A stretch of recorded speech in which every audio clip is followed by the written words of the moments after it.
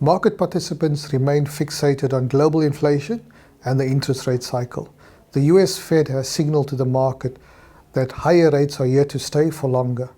The last few rate hikes have been 75 basis points a time, and the next one in November is going to be no different.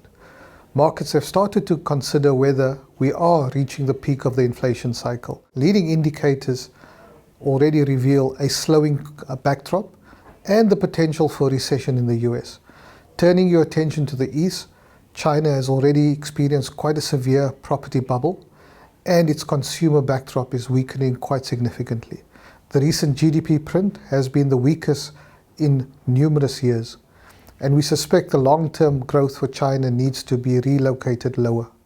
Europe's faring no better, with the Ukrainian war impacting both energy supply and food shortages. Inflation is peaking there too, and rates need to go higher. Against this backdrop, South Africa has performed relatively well.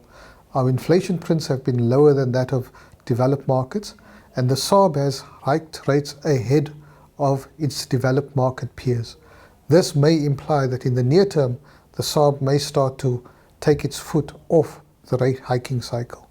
When we look across the globe and you consider the impact of higher rates and slower growth, you've seen quite a significant compression in valuations and markets as they've derated to take into account the higher borrowing cost. Whilst developed markets have derated, earnings concerns remain. The South African valuation metrics do look attractive, both for bonds and South African equities. Against this backdrop, South African valuations are preferred over developed market peers.